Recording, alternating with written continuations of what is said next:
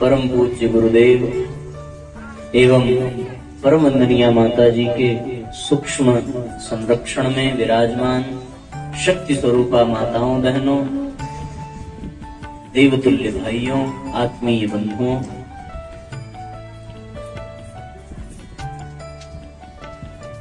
इस आध्यात्मिक पर्व के छठवें सत्र में हम सभी प्रवेश करने जा रहे हैं। आप सभी श्रोताओं को बारंबार प्रणाम करते हुए आप सभी का स्वागत, आप सभी का अभिनंदन। आज के इस छठवें सत्र में आवाहित, पूजित, स्थापित समस्त देव शक्तियों को नमन वंदन करते हुए आप सबके हृदय में विराजमान परमपिता परमेश्वर को प्रणाम करते हुए आइए आज के सत्र का शुभारंभ करते हैं। कुछ पल भगवान के नाम का संकीर्तन करें और उसके पश्चात अपने मन, अपने मस्तिष्क को एकाग्र चित्त करके भावपूर्वक अपनी संपूर्ण निष्ठा को आज के इस सत्र में नियोजित करेंगे। हरे रामा हरे रामा रामा रामा हरे हरे, हरे रामा हरे रामा रामा रामा हरे हरे, हरे कृष्णा कृष्णा कृष्णा हरे हरे, हरे कृष्णा कृष्णा कृष्णा हरे हरे, हरे रामा रामा रामा हरे हरे, हरे रामा रामा रामा हरे हरे, हरे कृष्णा कृष्णा कृष्णा हरे हरे, हरे कृष्णा कृष्णा कृष्णा हरे हरे, हरे रामा रामा रामा हरे हरे, हरे रामा रामा रामा हरे हरे, हरे कृष्णा कृष्णा कृष्णा हरे हरे, हरे कृष्णा कृष्णा कृष्णा हरे हरे, हरे रामा रामा रामा हरे हरे, हरे रामा रामा रामा हरे हरे, हरे कृष्णा कृष्णा कृष्णा हरे हरे, हरे कृष्णा कृष्णा कृष्णा हरे हरे, रामा रामा हरे हरे, रामा रामा हरे हरे।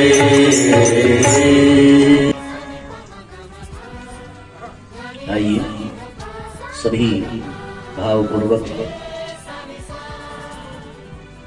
ज्ञान यज्ञ की ओर प्रस्थान करें। मनुष्य एक सामाजिक प्राणी है। परम पूज्य गुरुदेव ने 18 सत्संकल्प सूत्रों में 5वां सूत्र दिया है कि हम अपने आप को समाज का अविच्छिन्न अंग माने और सबके हित में अपना हित समझें। समाज का अंग मानने से पहले व्यक्ति अपने आप को ठीक ठीक अपने परिवार का अंग मान ले तो वो निश्चित रूप से समाज के प्रति भी श्रेष्ठ नागरिक अवश्य बन सकता है।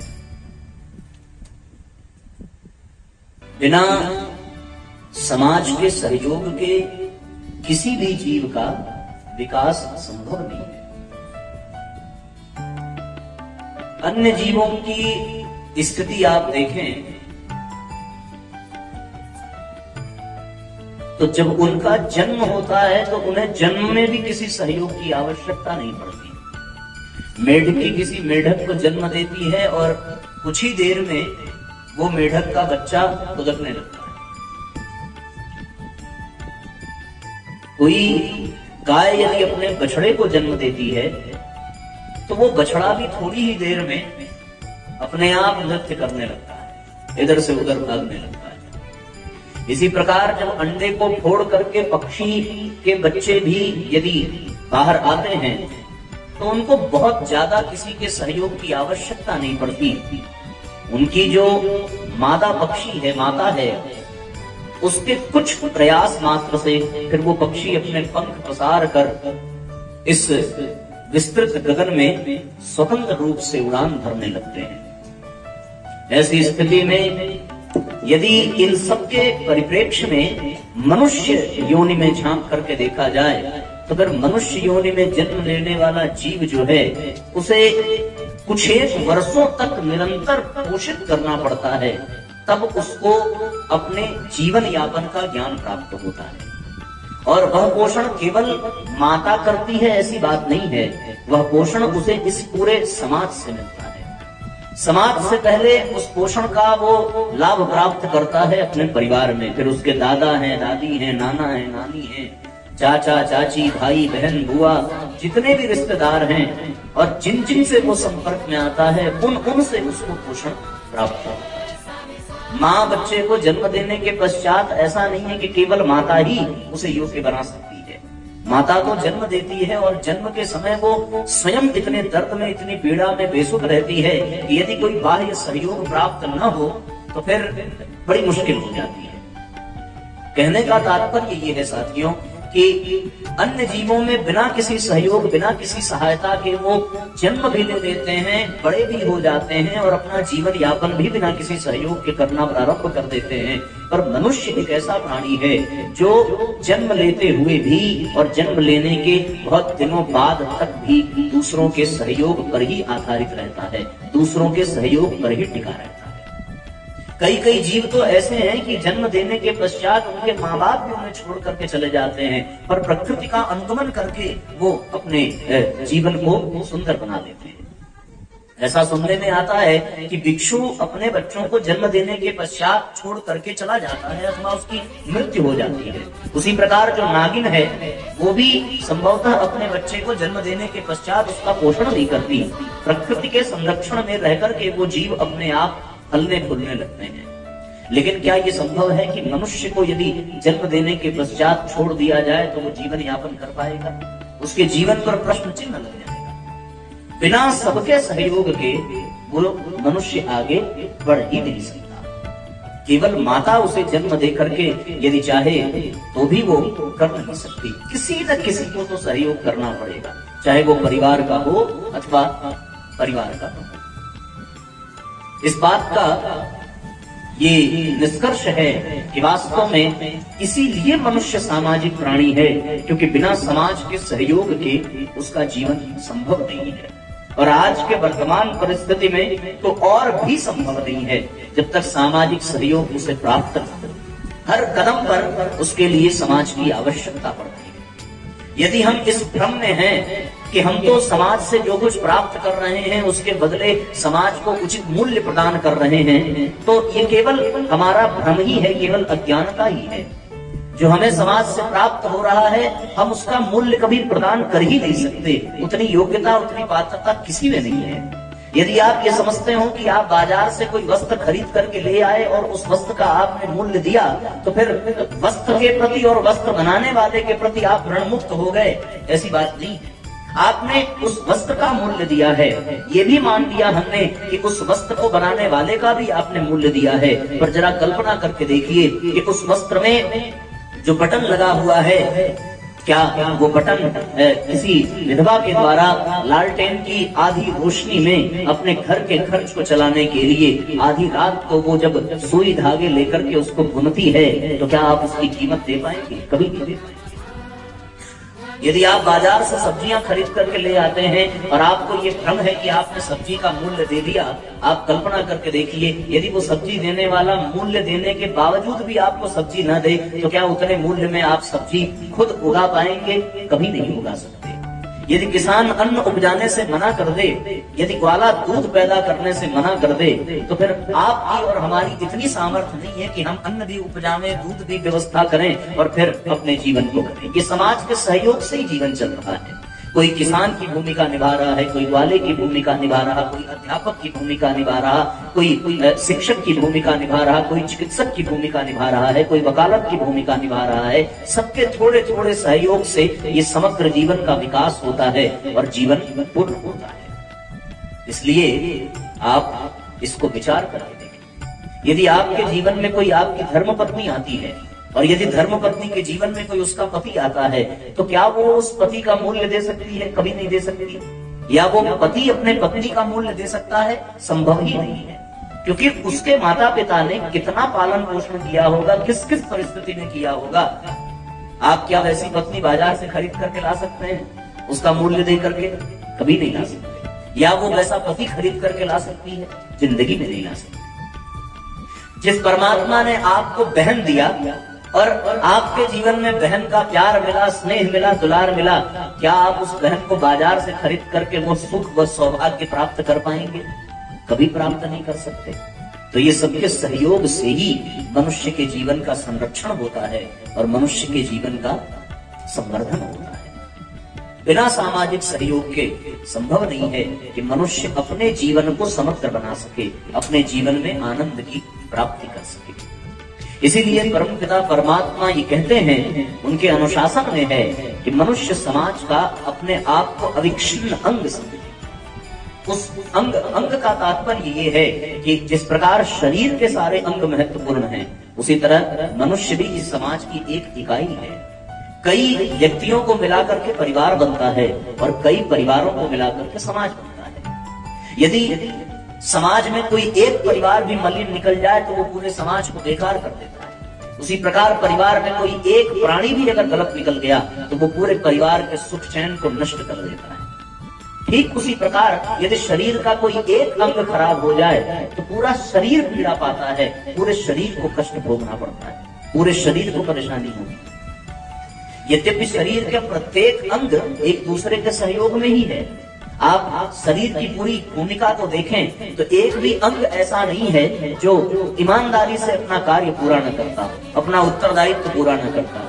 यदि एक अंग भी बगावत कर दे कि हम अपना कार्य नहीं करेंगे या हम तुम्हारे हिस्से वाला कार्य करेंगे, तो फिर शरीर की जीवन यात्रा उसी क्षण समाप्त हो जाएगी। हाथ ये कह दे कि हम खाएंगे नहीं, हम चलने का काम करेंगे, पैर ये कहे कि हम मुंह में निवाला डालेंगे, तो फिर ये व्यवहारिक नहीं होगा। यदि मुंह में भोजन चला जाए और मुंह ये कह दे कि हम इसको पेट तक नहीं जाने देंगे, और पेट में यदि चला जाए और पेट ये कहे कि हम इसे पचने नहीं देंगे, और यदि पच गया तो फिर हृदय ये कहे कि हम अपने रक्त को पूरे शरीर में प्रवाहित नहीं करेंगे, तो फिर ये शरीर चल नहीं पाएगा। ये चलता ही तब है जब प्रत्येक अंग अपनी पूरी की पूरी जिम्मेदारी निष्ठा पूर्वक निभाता है। एक अंग यदि बिगड़ जाए, एक अंग यदि परेशान हो जाए, तो वो पीड़ा केवल उसी अंग को होती है ऐसी बात नहीं है, उससे पूरा शरीर प्रभावित होता है। आप कल्पना नहीं कर सकते। मैं आपको ये अनुभव करके बता रहा हूँ कि जिस वक्त हमारा ये एक्सीडेंट हुआ, हमारे ये पैर कटे, तो केवल चलने में दिक्कत हुई ऐसी बात नहीं है। प्रारंभिक दिनों में मैं बैठा रहता था तो ऐसा लगता था कि ऑटोमेटिक पीछे गिर रहे हैं। बाद में अनुभव हुआ कि ऐसा इसलिए लग रहा है कि आगे से उतना शरीर का वजन कम हो गया, तो फिर वो बैलेंस कैसे होगा। फिर कुछ दिन तक बैठने का अभ्यास करना पड़ा कि बैठना कैसे है, नहीं तो फिर पीछे तकिया लगा करके, टेक लगा के, सहयोग लगा करके बैठना पड़ता था, क्योंकि आगे लगभग 10 किलो वजन खत्म हो गया और उस 10 किलो वजन की भरपाई शरीर कैसे करेगा। तो वो बैठने का वो बैलेंस शरीर का बनेगा कैसे। तो पैर का काम केवल चलने मात्र से नहीं था, वो तो पूरे शरीर के संतुलन को बना रहा था। और ये तब अनुभव होगा जब उस अंग की कमी आपके जीवन में हो जाए, तब आपको ये पता चलेगा कि कौन सा अंग कितना महत्वपूर्ण है। इसलिए जीवन में प्रत्येक अंग अपनी अपनी भूमिका निभा रहा है, और यदि एक भी ये कह दे कि हम अपनी जिम्मेदारी नहीं निभाएंगे, तो उसके बाद ये शरीर जो है आपको कष्टदायक हो जाएगा, आपके लिए समस्या का कारण बन जाएगा। सहकार तो होना ही चाहिए, सबका बराबर सहयोग होना चाहिए। जिस प्रकार से सभी अंग शरीर के बराबर सहयोग देते हैं, उसी प्रकार परिवार के प्रत्येक व्यक्ति को अपनी पूरी पूरी जिम्मेदारी निष्ठापूर्वक निभानी चाहिए। यदि वो पति है तो केवल पति है ऐसी बात नहीं है, वो किसी माता का पुत्र भी होगा, वो किसी बहन का भाई भी होगा, तो वो केवल पति की ही जिम्मेदारी निभावे, पुत्र की ना निभावे। और यदि पुत्र की निभा रहा है तो फिर भाई की ना निभावे। तो इसका तात्पर्य ये है कि अब उस परिवार का वो अंग खराब हो चुका है, और यदि उसको या तो बाहर कर देना चाहिए परिवार के स्वास्थ्य के लिए, और या फिर उस अंग का इलाज करना चाहिए ताकि वो परिवार स्वस्थ बन सके। ये बहुत आवश्यक है। बिना सहकार, बिना सहयोग के, बिना अपने आप को अविच्छिन्न अंग समझे आप अपने जीवन की, अपने परिवार की, अपने समाज की यात्रा को अच्छा नहीं बना सकते, सुंदर नहीं बना सकते। करते जो सहकार सफलता उनकी चेरी है, सफलता उनकी चेरी है। करते जो सहकार सफलता उनकी चेरी है, सफलता उनकी चेरी है। सफल नहीं रे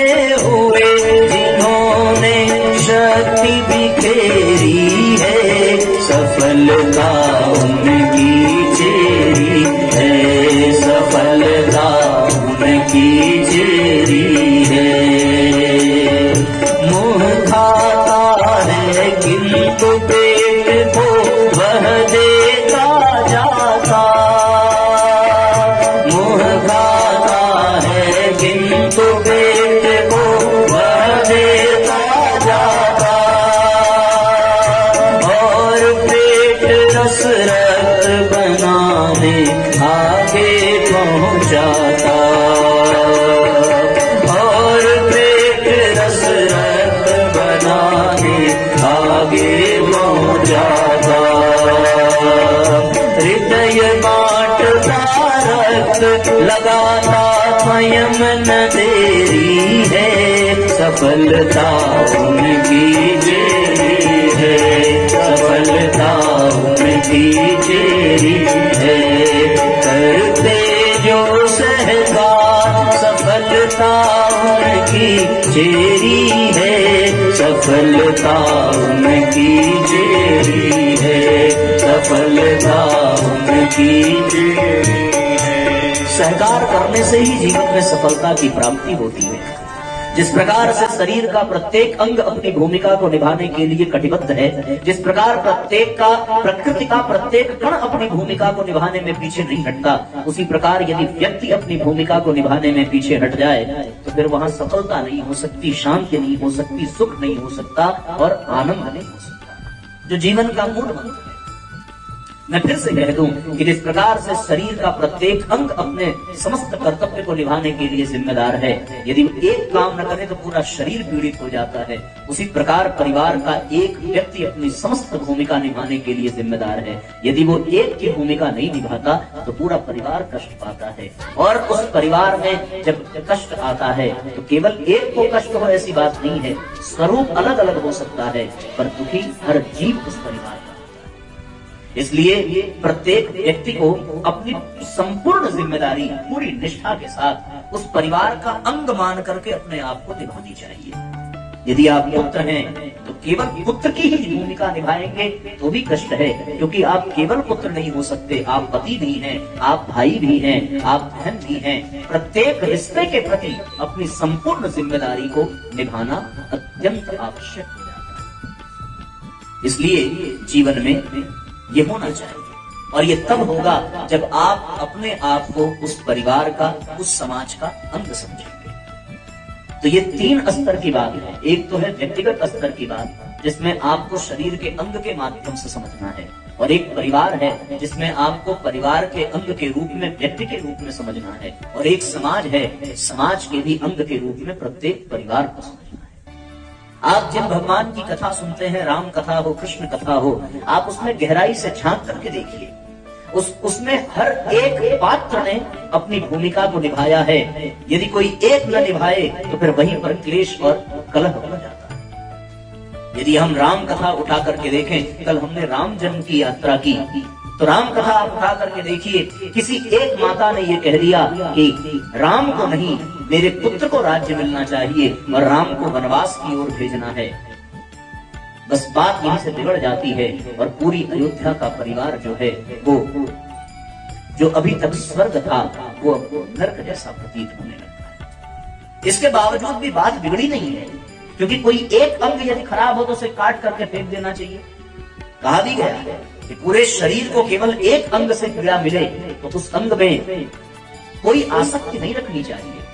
यदि वहां माता कैकेयी से कोई त्रुटि हुई है, कोई दुर्भावना हुई है, चलो मंथरा के सिखाए गए ज्ञान के कारण ही, तो जो गलत विचार करे, जो गलत ज्ञान दे, वो तो साक्षात मंथरा ही है, इसमें कोई दो राय नहीं। और यदि उस मंथरा के पास में पढ़ करके कोई कैकेयी अपने विवेक को खो बैठे, अपने राम को खो बैठे, तो फिर वो घर दंगल बन जाता है, वो घर फिर घर नहीं रह जाता। और वहां से जब राम का वनगमन हुआ है तो केवल राम गए हो ऐसी बात नहीं है, क्योंकि समाज के अविच्छिन्न अंग के रूप में, परिवार के अविच्छिन्न अंग के रूप में प्रत्येक व्यक्ति उतना ही जिम्मेदार है। तो यदि राम वन गए तो फिर सीता भी जाने का संकोच नहीं करती कि भले ही वन में राजमहल के सुख नहीं मिलेंगे, पर यदि पति पीड़ा में हो तो फिर मेरा कर्तव्य बनता है कि उस पीड़ा में मैं भी सहभागी बनूं।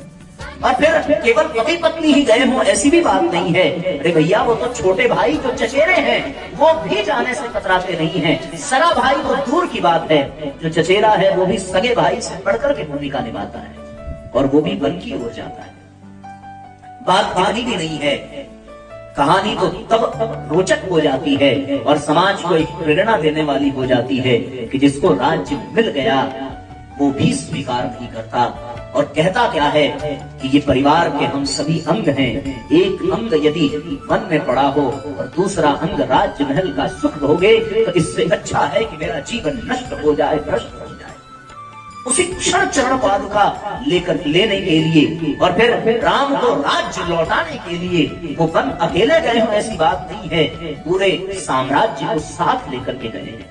इस भाव से यदि मेरे कहने से वो न माने तो किंचित गुरुदेव के कहने से मान जाए, यदि गुरुदेव के कहने से न माने तो किंचित माता के दबाव के कारण मान जाए। इसलिए कौशल्या, कैकेयी, सुमित्रा तीनों को साथ लेकर के गए। और यदि ये भी कहा कि हो सकता है परिवार के कहने से न माने, पूरी अयोध्या को साथ ले चलो, किसी न किसी की तो अवश्य सुनेंगे। एक अगर जंगल में हो और दूसरे को राजमहल मिले, उसे नींद कैसे आए? और यदि नींद आती है तो इसका तात्पर्य ये है कि जो अंग जंगल में पड़ा है उसमें दोष नहीं है, दोष तो उसमें है जो राजमहल में पड़ा है। और उसके बाद परिणाम क्या निकला? परिणाम यही निकला कि पूरी अयोध्या को लेकर के भरत जी चित्रकूट पहुंचे हैं, वहां निवेदन किया है, भगवान को अयोध्या स्वीकार करनी पड़ी, और स्वीकारने के बाद राम को ये कहना पड़ा कि भरत, मैं ये अयोध्या अवश्य स्वीकार करता हूँ, लेकिन 14 वर्ष तक मुझे अपने पिता की आज्ञा का पालन करना है। 14 वर्ष तक हमारी अयोध्या की देखभाल तुम करो, मैं लौट कर आऊंगा तो फिर लूंगा। फिर भी भरत की महानता देखिए, क्या सगा भाई ऐसा करेगा? वो तो कितने कितने गजब के विवेकवान और कितने त्यागी, कितने बलिदानी कि भरत की महानता ये है कि जब वो लौट करके आए तो सिंहासन पर स्वयं न बैठ करके राम की चरण पादुका रखी है, और स्वयं राम के तरीके से राज्य महल होते हुए भी नंदी ग्राम में जाकर के अपना कुटी बना करके निवास किया है। परिवार ऐसे बनता है, परिवार ऐसे चलता है। परिवार के यदि हम अपने आप को अंग समझते हैं तो प्रत्येक अंग को पोषण मिलना चाहिए, प्रत्येक अंग को सेवा मिलनी चाहिए और प्रत्येक अंग को बराबर बराबर सहयोग मिलना चाहिए। सबका अधिकार बराबर है। बल्कि ये कह लीजिए कि राम कथा इस बात की प्रेरणा देती है कि व्यक्ति को अधिकार के लिए नहीं, व्यक्ति को अपने कर्तव्य के लिए युद्ध करना चाहिए। राम और भरत में अधिकार का युद्ध नहीं है, अधिकार तो एक तरफ हो गया, कर्तव्य का युद्ध है कि भैया यदि पिता की आज्ञा का पालन करना है तो उनका पुत्र मैं भी हूँ। अगर ऐसी बात है तो आपके बदले मैं 14 वर्ष वन में रहूंगा, आप अयोध्या का राज्य करिए। धन्य है वो भाई। आप कल्पना करके देखिए, क्या ये निर्णय करना आसान रहा होगा?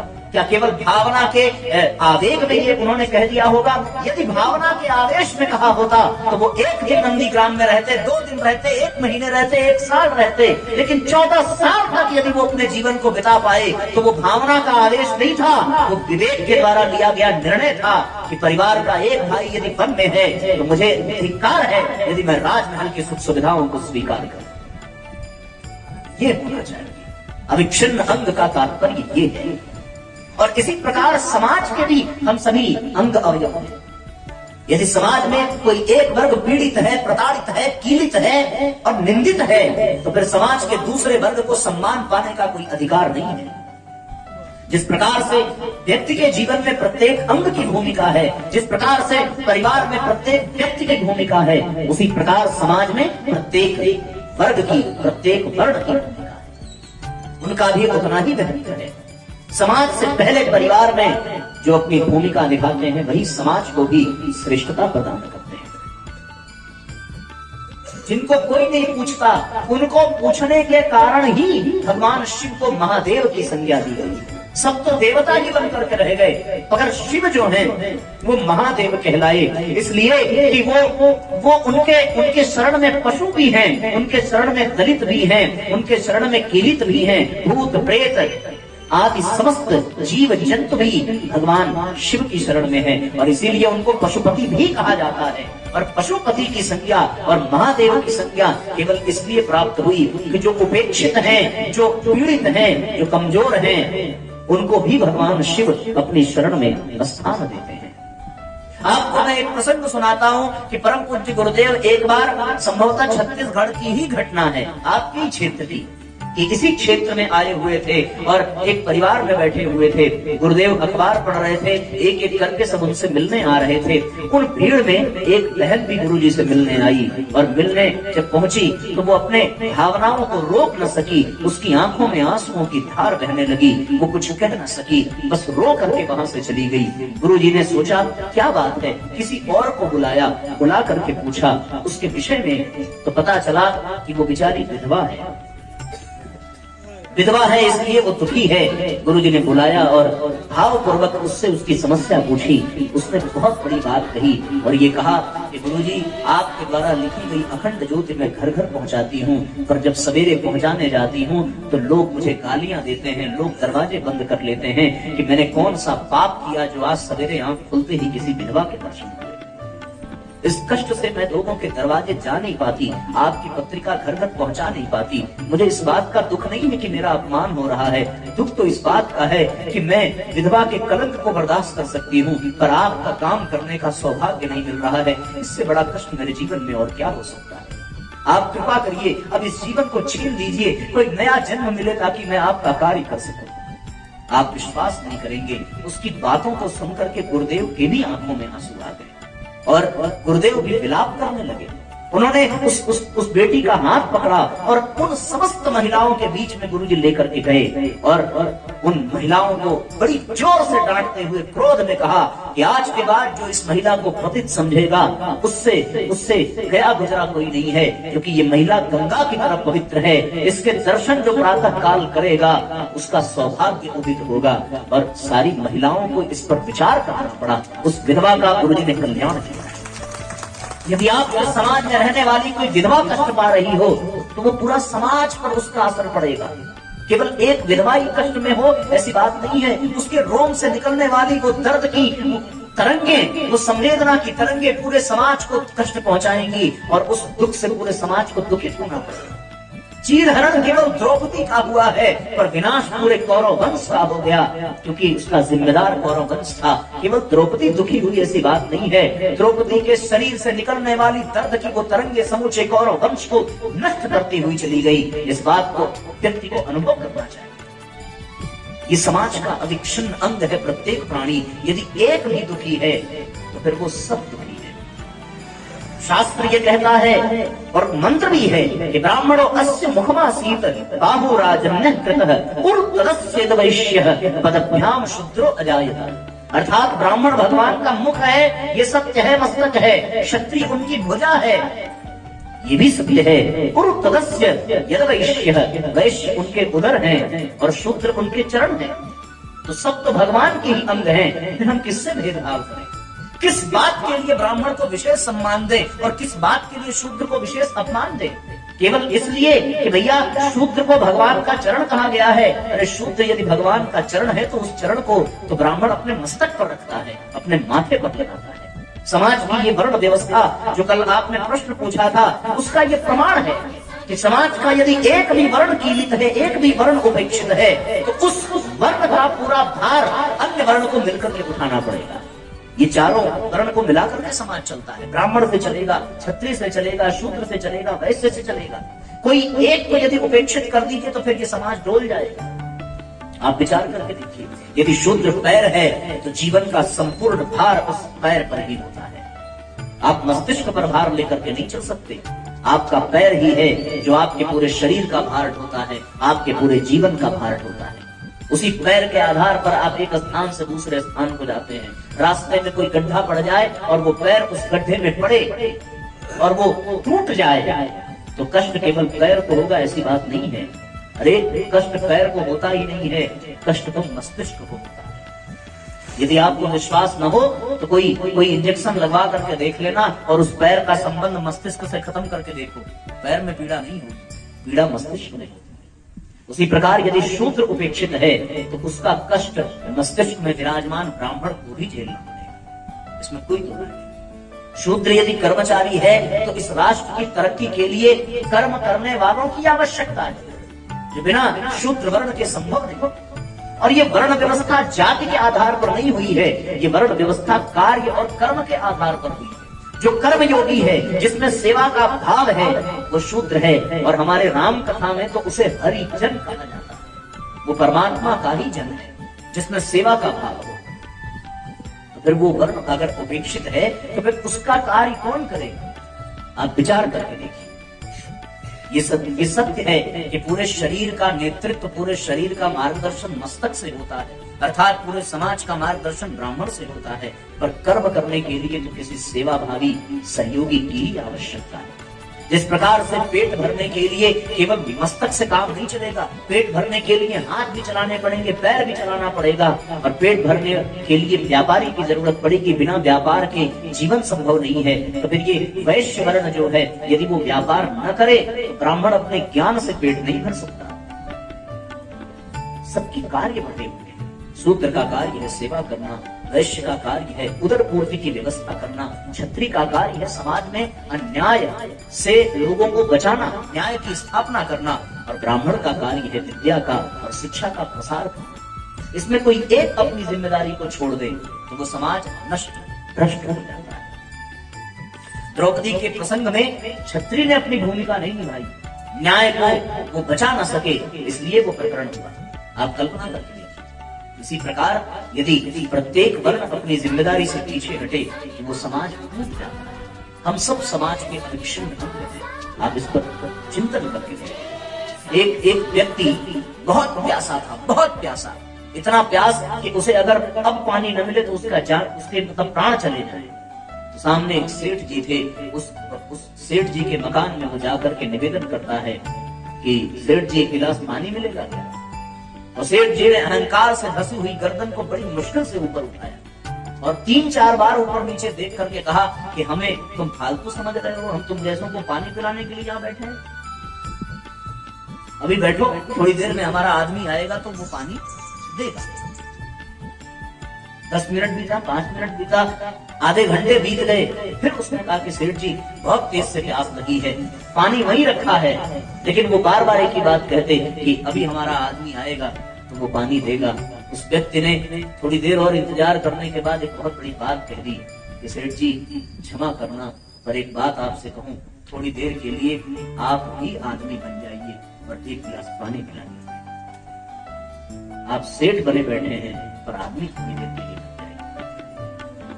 अगर व्यक्ति के जीवन में आदमी पन जिंदा है, मानवता जिंदा है, तो फिर वहां पर कोई दिक्कत नहीं होती। पर जिस समय वो मानवता समाप्त होती है, जिस समय वो इंसानियत समाप्त होती है, उसी क्षण वो समाज, वो परिवार बिखर जाता है, टूट जाता है। महात्मा गांधी दक्षिण अफ्रीका से भारत लौट करके आए और स्टेशन पर उतरे, अपने सामान को संभाला, सूट बूट में थे, चूंकि वकालत करके आ रहे थे, वकील बन चुके थे, बैरिस्टर बन चुके थे। पर उन्होंने स्टेशन पर एक बड़ा विचित्र दृश्य देखा। और दृश्य क्या देखा कि एक महिला वहां से जा रही है और उसको पहनने के लिए पर्याप्त वस्त्र नहीं है। उसने फटी हुई साड़ी पहनी है और बड़ी मुश्किल से आधे तन को साड़ी से लपेटा है और आधे तन को बेचारी ढक पाई है, फिर भी आधा तन उसका खुला हुआ है। वो साड़ी भी उसे पर्याप्त प्राप्त नहीं हो रही है। गांधी जी को क्रोध आया कि सुन, ये सभ्य समाज है और तू अर्धनग्न होकर के किधर जा रही है। वो महिला रोने लगी, लज्जा से उसके मस्तक झुक गए और उन्होंने रोते हुए गांधी जी से कहा कि क्षमा करिएगा, कोई चाह करके ऐसा नहीं करता, पर क्या करें, इस परतंत्र देश में इतनी सामर्थ्य नहीं है कि मैं अपने पूरे तन को ढक सकूं। और हमारे जैसी अनेकों महिलाएं केवल घर से इसलिए बाहर नहीं निकल पाती क्योंकि उनको पहनने के लिए वस्त्र भी नसीब नहीं होता। इतनी गरीबी है इस देश में, आप विश्वास नहीं करेंगे। आज जो सूट बूट में खड़ा हुआ वकील वहां है मोहनदास करमचंद गांधी। उन्होंने जब इस बात को जाना कि इस देश की महिलाओं को पूरा तन ढकने के लिए वस्त्र भी प्राप्त नहीं हो रहा है, उनके हाथ से वो वकालत की बैग छूट गई, उनके हाथ से वो कागज के टुकड़े छूट गए, आंखों में आंसू बहने लगे और उसी क्षण उन्होंने अपने सूट, अपने कोट निकाल करके उस महिला को दिए और कसम खा ली कि जब तक इस देश को आजाद नहीं करा लेता तब तक मैं एक धोती के सिवा दूसरा वस्त्र नहीं पहनूंगा। उसी आधी धोती में अपने तन को ढकूंगा और उसी आधी धोती में लपेट करके सोऊंगा रहूंगा, पर जब तक ये देश आजाद नहीं होता तब तक मैं एक धोती के सिवा दूसरा वस्त्र नहीं ग्रहण करूंगा। और साथियों, उसी समय जो मोहनदास करमचंद गांधी थे वो महात्मा गांधी थे। केवल इतने से ही उन्होंने समाज के दर्द को समझा और समाज के दर्द को समझ करके वो केवल इसलिए दुखी हुए क्योंकि वो समाज का अविच्छिन्न अंग थे। दूसरा कोई होता तो या तो वो इस दृश्य को वासना की दृष्टि से देखता या तो फिर वो इग्नोर कर देता और अपने जीवन में मस्त हो जाता। पर दूसरों के दर्द को समझने वाला ही वास्तव में अपने आप को समाज का अंग बना सकता है। तो फिर नियम ये कहता है कि हम अपने आप को समाज का अंग बनाएं, हम अपने आप को परिवार का अंग बनाने। और जिस तरीके से एक अंग के बिगड़ जाने से पूरा परिवार, पूरा शरीर, पूरा समाज बेकार हो जाता है, उसी प्रकार हम अपने आप को बिगड़ने न दें और हम अपनी समग्र भूमिका निभाएं। क्योंकि एक व्यक्ति केवल एक ही भूमिका में है ऐसी बात नहीं है। हर व्यक्ति के जीवन में सारी भूमिकाएं होती हैं। वो पिता भी है, वो पुत्र भी है, वो भाई भी है, वो इंसान भी है। यदि वो केवल पति की भूमिका निभावे, केवल पुत्र की भूमिका निभावे, केवल भाई की भूमिका निभावे तो जीवन नहीं चलेगा। उसे पति की भी भूमिका निभानी चाहिए, उसे पुत्र की भी भूमिका निभानी चाहिए, उसे पिता की भी भूमिका निभानी चाहिए और उसे भाई की भी भूमिका निभानी चाहिए। यदि उसके रहते उसका अन्य भाई दुखी हो तो फिर वो राम का भक्त नहीं हो सकता, फिर वो भरत का भक्त नहीं हो सकता। यदि उसके रहते उसकी बहन दुखी हो तो फिर वो किस प्रकार का भाई है? फिर तो उसे भाई होने पर कलंक होना चाहिए। राम कथा तो भाइयों के ही संबंध को दर्शाती है। यदि हम अपने भाई होने का फर्ज न निभा सके तो फिर राम कथा सुनना बेकार है। यदि हम अपने मित्र होने का फर्ज न निभा सके तो राम कथा सुनना बेकार है। सुग्रीव के भाई ने सुग्रीव को निकाल दिया, उसकी पत्नी का हरण कर लिया। रावण के भाई ने विभीषण ने को निकाल दिया रावण ने, उसने भी अपने भाई का त्याग किया। बाली ने भी अपने भाई का त्याग किया। लेकिन परमात्मा ने, राम ने कौन सी मर्यादा दिखाई? उन्होंने ये दिखाया कि यदि मेरे बदले मेरे भाई को राज्य मिल रहा है तो इससे बड़ा सौभाग्य हो क्या होगा। और फिर राम के भाई ने भी भाई का कर्तव्य निभाया कि यदि राम वन में है तो मैं कैसे राज्य ले सकता हूं। इसलिए अपने आप को समाज का एक अविच्छिन्न अंग मानना चाहिए। अभी नवरात्रि का पर्व आ रहा है। नवरात्रि में हम अष्टभुजा माँ दुर्गा की पूजा करते हैं। आप कभी विचार करके देखिए कि माँ अष्टभुजा माता दुर्गा की जो 8 भुजाएं हैं वो हमारे समाज का ही दर्शन कराती हैं। उसमें 2 भुजा ब्राह्मण वर्ण के लिए है, 2 भुजा क्षत्रिय वर्ण के लिए है, 2 भुजा शूद्र वर्ण के लिए है और शेष 2 भुजा वैश्य वर्ण के लिए। उन 8 भुजाओं को मिला करके संपूर्ण शक्ति प्रकट होती है और तब जाकर के हम शक्ति की साधना करते हैं। और इसमें से यदि 2 भुजा आप काट दीजिए तो फिर वो संपूर्ण शक्ति की उपासना नहीं मानी जाएगी। इसलिए यदि अपने समाज को शक्तिशाली बनाना है, यदि अपने समाज में शक्ति की आराधना करनी है तो प्रत्येक वर्ण को, प्रत्येक व्यक्ति को उतना ही सम्मान मिलना चाहिए जितना कि सबको मिल रहा है। सब में समत्व की भावना होनी चाहिए, सब में ममत्व की भावना होनी चाहिए और सब में एकत्व की भावना होनी चाहिए। बिना संगठन के, बिना एकता के, बिना समता के ये समाज कभी ऊपर नहीं उठ सकता। बिना समता, बिना एकता के ये परिवार कभी आगे नहीं बढ़ सकता। इसलिए जीवन में संगठन को महत्व दीजिए। आप विचार करके देखें, एक बार की बात है, सवेरे उठ करके देखा तो ये 5 उंगलियां अपने आप में झगड़ा कर रही थी। आपकी भी झगड़ा करती होंगी कभी? सवेरे आप जब सो करके उठे तो अचानक से शोर आना शुरू हुआ, हमारी नींद खुली तो हमने इन हाथों को देखा। देखने में पता चला कि सब आपस में लड़ रही है। ये छोटी वाली उंगली इससे झगड़ा कर रही है, ये वाली इससे झगड़ा कर रही है, सब आपस में लड़े जा रही हैं। हमने पूछा भाई क्या हो गया? उन्होंने कहा कि आप साहब फैसला करो, आप कथा कहते हो, आप सही निर्णय देना कि हम में से कौन बड़ा है। हमने सोचा कि भाई ये बड़ी वाली उंगली तो ऐसे ही सबसे बड़ी है। तुमने कहा यही बड़ी है। इतने में ये बेचारी चुप कैसे रहती? इसने कहा कि ना भैया ना, मैं ही सबसे बड़ी। हमने कहा वो कैसे? बोली भगवान कृष्ण सुदर्शन इसी पे धारण करते हैं। और सबसे बड़ी बात यह है कि इस दुनिया में जितने झगड़े होते हैं वो मेरी वजह से होते हैं, क्योंकि जब लोग ऐसे ऐसे दिखाते हैं तो झगड़े बढ़ते चले जाते हैं। हमने कहा ये बात तो बिल्कुल सही कहती है, यही सबसे बड़ी है। इतने में अनामिका उंगली बोल पड़ी कि साहब सबसे बड़ी मैं हूँ, क्योंकि जब जब कहीं कर्मकांड और पूजा पाठ होता है तो चंदन इसी से लगाया जाता है, मुझसे बड़ा कोई नहीं हो सकता। अब ये बेचारी जो सबसे छोटी, इससे रहा नहीं गया। बोला क्या बात करते हैं आप लोग? जब 7 दिन तक लगातार बरसात होती रही तो फिर भगवान ने मेरा ही प्रयोग किया था गोवर्धन उठाने में। इतने विशाल पर्वत को उठाने के कारण मैं, और जब किसी बच्चे को जाना होता है तो यही दिखाता इसलिए मेरा बड़ा होना स्वीकार करिए। ये बेचारा कैसे चुप रहता? इसने भी कहा कि साहब हमारी भी भूमिका बहुत गजब, यदि हम न हो तो फिर जो अनपढ़ व्यक्ति है वो किसी काम का न रह जाए। बिना हमारे लगाए तो कागज पे उसका कागज आगे नहीं बढ़े। और जब व्यक्ति के पास झगड़ा करने की ताकत न हो तो लोग किसी को दिखा के लुई लुई करते हैं और साथ बढ़ते। हम सबसे बड़े हैं। बड़ी धर्म संकट की स्थिति हुई। हम बाजार गए, बाजार से 1 किलो बेसन खरीद के ले आए। तो हमने 1 किलो इसको दिया, 1 किलो इसको दिया, सबको 1-1 किलो बांट दिया पंडित जी। हमने कहा कि अब एक काम करो, जो अकेले लड्डू बना ले बेसन का वही सबसे बड़ा है। सारी उंगलियों ने विचार करना शुरू किया, अकेले किसी से लड्डू बने ना। तो फिर सब हमारे पास फिर पूछने लगी क्या करें। हमने कहा जरा मिल करके बनाओ। और जब उन लोगों ने मिल करके बनाया तो फिर बात बन गई और बेसन का क्या शानदार लड्डू बना और खाने पर मन मस्त हो गया। फिर हमने इन 5 को समझाया कि देखो न तुम्हारे अकेले की कोई कीमत है, न तुम्हारे अकेले की कोई कीमत है, न तुम्हारे अकेले की कोई कीमत है। तुम सबकी कीमत तब है जब तुम सब साथ में हो। यदि तुम साथ में हो तो लड्डू बनेगा भी और लड्डू खाया भी जाएगा, उसका स्वाद भी मिलेगा। इसलिए भैया जीवन में एकता होनी चाहिए।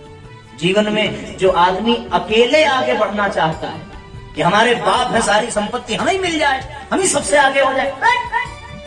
सारी संपत्ति लेकर के क्या करेगा भाई? अकेले तो कुछ कर ही नहीं सकता। पूरा 1 किलो बेसन मिल गया, लड्डू बना क्या? नहीं बनाना। तो फिर सारी संपत्ति लेकर के आप अकेले क्या करो? कुछ नहीं कर सकते। सबको मिल बांट करके जीवन यापन करो तो फिर लड्डू बनेगा और लड्डू बटेगा और फिर सब खाएंगे और सबको आनंद मिलेगा। यही है समाज का अपने आप को अविच्छिन्न अंग समझना।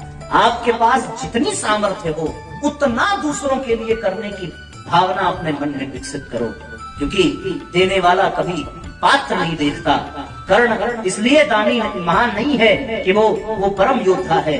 कर्ण तो इसलिए महान है क्योंकि उससे बड़ा कोई दानी नहीं, क्योंकि कर्ण ने मृत्यु के समय भी अपने सोने के दांत उखाड़ करके दे दिए भगवान को, ये जानते हुए भी कि वो युद्ध में हारा जाएगा, अपने कवच कुंडल उखाड़ करके दे दिए। इसलिए कर्ण महान है। कर्ण ने इसलिए महानता प्राप्त की है। तो भैया हम सब समाज के अविच्छिन्न अंग हैं और हमारी एक ही भूमिका है कि हम इस समाज को दें, पर समाज को तो बाद में दें। पहले हम अपने परिवार को तो संतुष्ट करें, पहले हम अपने परिवार में तो समता ले आए, पहले हम अपने परिवार में ममता ले आए, पहले हम अपने परिवार में एकता ले आए। राम दूसरों के भाई की मदद तब करते हैं जब उनका भाई अपने अनुकूल होता है। यदि राम और भरत में युद्ध हो जाता तो क्या वो सुग्रीव को उनका राज्य दिला पाते? क्या वो विभीषण को लंका दे पाते? कभी नहीं दे पाते। वो दूसरों के भाइयों का मसला तब सुलझा पाए जब उनके भाइयों में कोई मसला नहीं था। और यदि अयोध्या में मसला रहा होता तो भैया वो बाली का वध करके सुग्रीव को राज्य न दिलाते और वो रावण का वध करके विभीषण को राज्य। तो पहले अपने घर का मसला ठीक होना चाहिए, क्योंकि हम पहले परिवार के अंग हैं और उसके बाद फिर हमारी जिम्मेदारी बढ़ती है कि हम समाज के अंग हैं, तब जाकर के बात बनेगी। और फिर गुरुजी ने एक और बात कह दी कि सबके हित में अपना हित समझें। सबके हित में और सबके सुख में ये दोनों बड़ा अंतर है।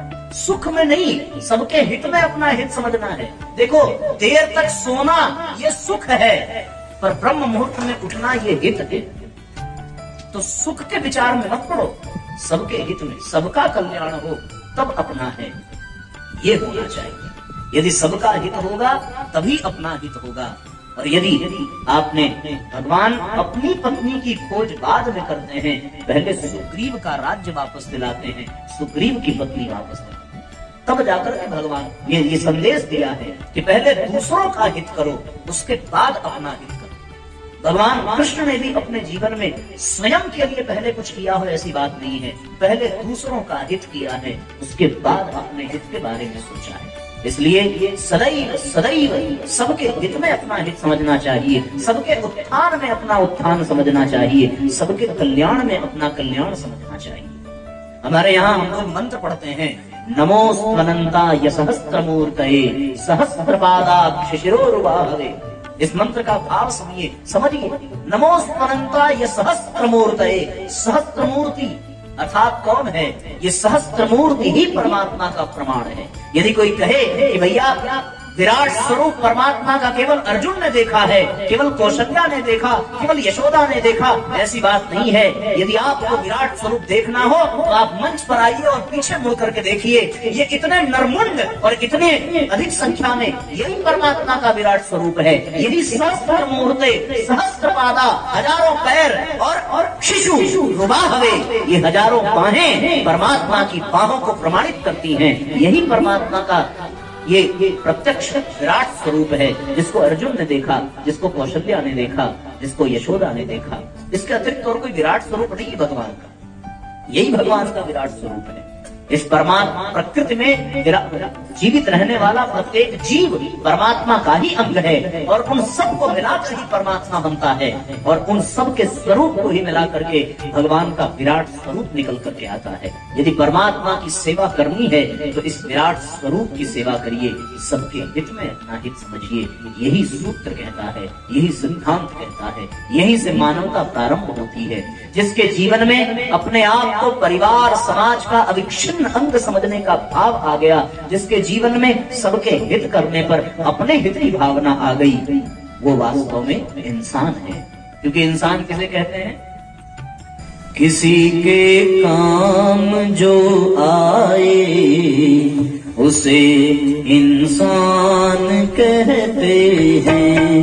पराया दर्द अपनाए उसे इंसान कहते हैं। किसी के काम जो आए उसे इंसान कहते हैं।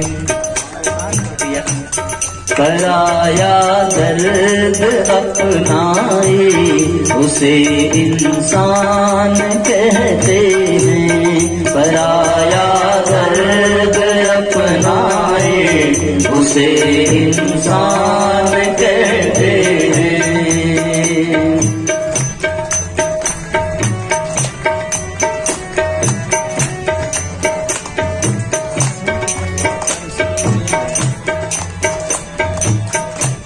कभी धनवान है कितना, कभी इंसान निर्धन है। कभी धनवान है कितना, कभी इंसान निर्धन है। कभी सुख है कभी दुख है, इसी का नाम जीवन है। कभी सुख है कभी दुख है, इसी का नाम जीवन है। इसी का नाम जीवन है। जो मुश्किल में न घबराए उसे इंसान कहते हैं। जो मुश्किल में न घबराए उसे इंसान कहते हैं। किसी के काम जो आए उसे इंसान कहते हैं। किसी के काम जो आए उसे इंसान कहते हैं। ये दुनिया एक उलझन है, कहीं धोखा कहीं ठोकर। ये दुनिया एक उलझन है, कहीं धोखा कहीं ठोकर। कोई हंस हंस के जीता है, कोई जीता है रो रो कर। कोई हंस हंस के जीता है, कोई जीता है रो रो कर। कोई जीता है रो रो कर। जो गिर कर फिर संभल जाए उसे इंसान कहते हैं। जो गिर कर फिर संभल जाए। अभी भी देर नहीं हुई। यदि जीवन में कोई त्रुटि हुई हो, कोई संबंध निभाने में कमी हुई हो, कोई समाज की सेवा करने में कमी हुई हो, अब भी समय है भैया, जाग जाओ, समझ जाओ।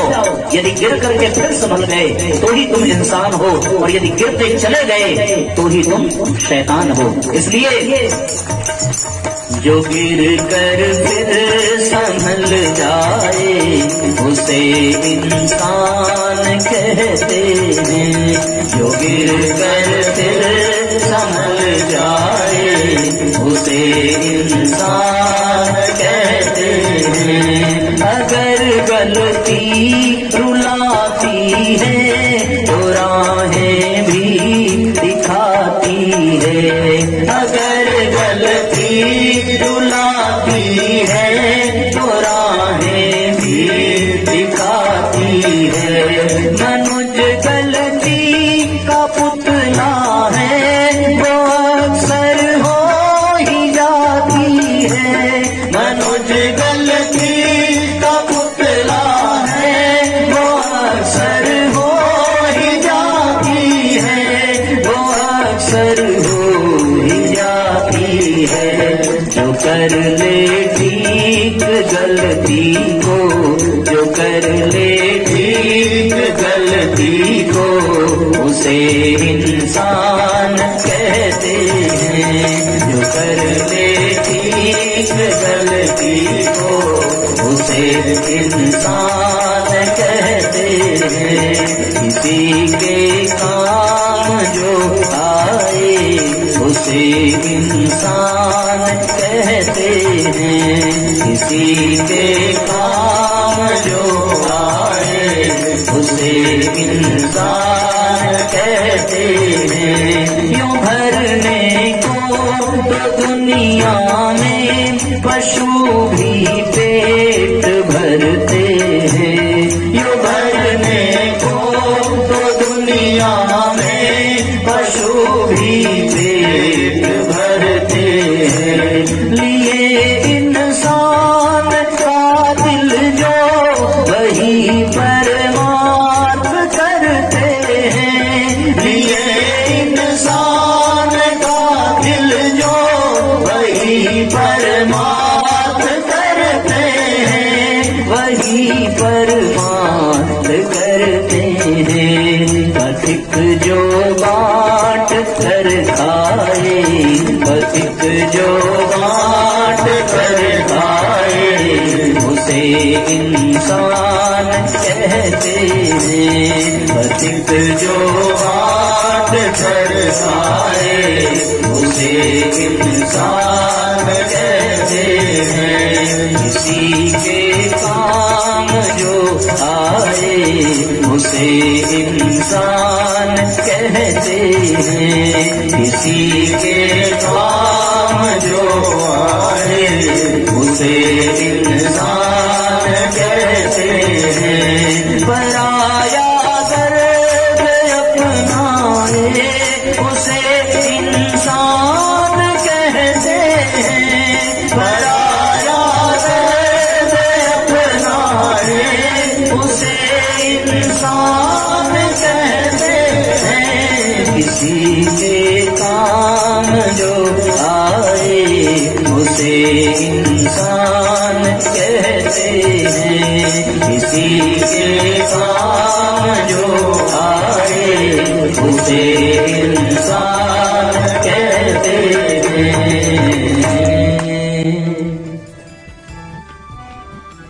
तो इंसान वही है जो दूसरों के काम आ सके, और दूसरों के काम तब आएगा जब वो अपने आप को समाज का अंग समझे, परिवार का अंग समझे और सबके हित में अपना हित समझे। क्या जरूरत थी महाराज भरत को वन में रहने?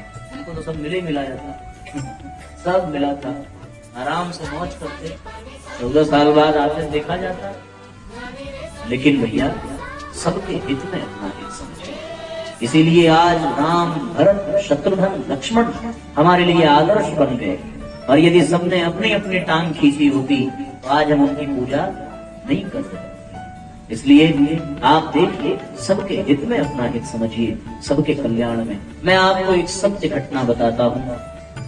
2 भाइयों की कथा है कि एक भाई छोटा, एक बड़ा, एक का विवाह हो गया, दूसरा अभी अध्यापन में लगा, उसकी अभी पढ़ाई चल रही थी। माता पिता घर में नहीं थे, केवल भाई ही था। दोनों भाइयों में बड़ा प्यार था, बड़ा स्नेह था।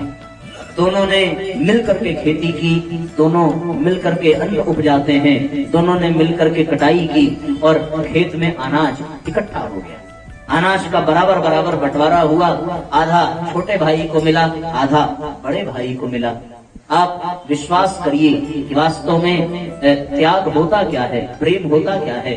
इंसान जब खुद को अंग समझता है समाज का और परिवार का, तो वो कितना बड़ा त्याग कर जाता है कि जैसे ही बड़ा भाई घर पे भोजन करने गया, छोटे भाई ने सोचा कि मेरी तो अभी शादी भी नहीं हुई, मेरा तो अभी अध्यापन ही चल रहा, मेरा खर्च ही कितना है।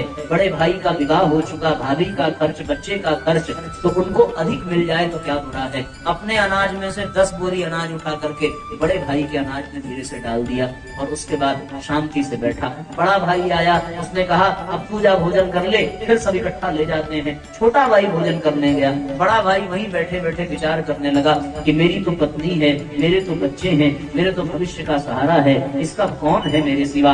अगर मैं नहीं सोचूंगा तो कौन सोचेगा। इसलिए एक काम करता हूँ, अपने में से थोड़ा उठा करके इसमें डाल देता हूँ। और बड़े भाई ने भी 10 बोरी अनाज उठाई और उठा करके उसके अनाज में मिला दिया। परिणाम क्या निकला? न उसके अनाज में कम हुआ न उसके अनाज में कम हुआ, लेकिन एक बात हुई कि आपस में प्रेम बढ़ गया, आपस में त्याग बढ़ गया, आपस में मानवता बढ़ गई, आपस में भाइयों का अद्भुत संबंध बढ़ गया। यदि ये बढ़ता रहे तो भैया एक दिन की रोटी न मिले तो भी व्यक्ति चलेगा, लेकिन यदि ये न मिलता रहे तो आपका घर भरा रहे, पर वो घर लंका के सोने की लंका के समान है, जो एक दिन कभी न कभी जरूर जलेगा, क्योंकि उसमें दूसरे का हक है, दूसरे का हिस्सा है। और यदि आपने दूसरे का हक नहीं दिया तो फिर आपकी झोपड़ी भी शबरी की झोपड़ी बन जाएगी, और वहां पूरी दुनिया को तृप्त करने वाला ही आकर के तृप्त होगा, और शबरी की तरह आप अमर हो जाएंगे। इसलिए दूसरों का नहीं, अपने में से दूसरों के लिए विचार करो। वो सच्चा भाई है, वो सच्चा मित्र है, वो सच्चा प्रेमी है, क्योंकि प्रेम जहाँ होगा वहां अधिक से अधिक लेने की नहीं, अधिक से अधिक देने की भावना। और ये कब होगा? ये तब होगा जब हम अपने आप को समाज का अंग समझेंगे, परिवार का अंग समझेंगे, और सबके हित में अपना हित समझेंगे। फिर तुम्हारे हर आंसू रामायण और प्रत्येक कर्म ही गीता है। औरों के हित जो मरता है, औरों के हित जो जीता है। आप हथियार पकड़ ले लिया है, चलिए ठीक है, गाते हैं एक साथ तालियां बजाइए और भावपूर्वक इस गीत का आनंद लीजिए।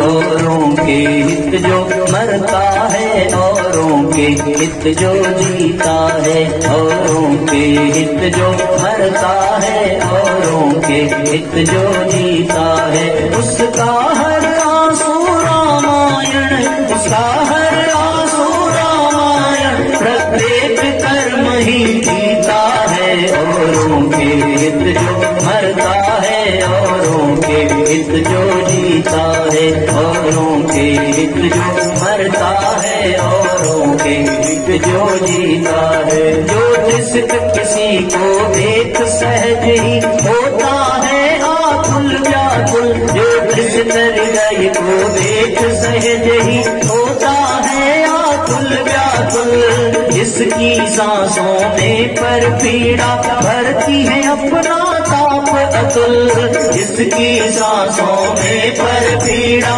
भरती है अपना ताप अतुल, वह है शंकर जो औरों की, वह है शंकर जो औरों की वेदना निरंतर पीता है, उसका हर आंसू रामायण, प्रत्येक कर्म ही जीता है, उसका हर आंसू रामायण, प्रत्येक कर्म ही जीता है। सहज समर्पित जनहित में होता है स्वार्थ त्याग करके, जिसके पग चलते रहते दुख दर्द मिटाते घर घर के, जिसके पग चलते रहते दुख दर्द मिटाते घर घर के, वह है दधीच जिसका जीवन, वह है दधीच जिसका जीवन, जब हित तब करके जीता है, उसका हर आंसू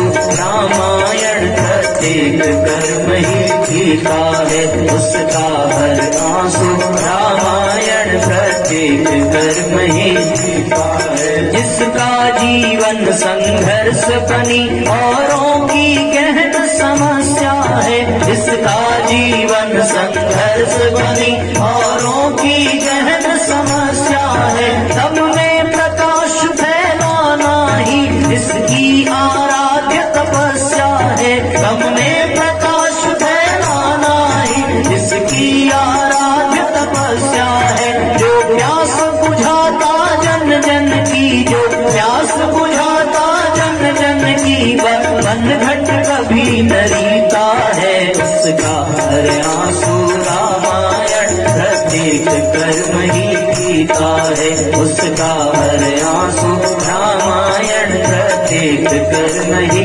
जीता है। जिसने जग के मंगल को ही अपना जीवन व्रत मान लिया, जिसने जग के मंगल को ही अपना जीवन व्रत मान लिया, परिव्याप्त विश्व के कण कण में भगवान परिव्याप्त विश्व के कण कण में भगवान तत्व पहचान लिया। उस आत्मा का सौभाग्य अटल, उस आत्मा का सौभाग्य अटल, वही प्रभु की परसीता है। उसका हर आंसू रामायण प्रत्येक कर्म ही सीता है। दोनों हाथों तक एक साथ तालियां बजाइए। कर्म ही जीता है, औरों के हित जो जीता है, औरों के हित जो जीता है, औरों के हित जो करता है, उसका हर आंसू रामायण प्रत्येक कर्म ही जीता है। उसका हर आंसू रामायण प्रत्येक कर्म ही जीता है। उसका हर आंसू रामायण प्रत्येक कर्म ही जीता है। बोलिए परम पूज्य गुरुदेव की जय। बोलिए वंदनिया माता जी की जय। तो फिर जो कुछ भी है सबके हित में अपना हित समझें और अपने आप को समाज का अविच्छिन्न अंग, परिवार का अविच्छिन्न अंग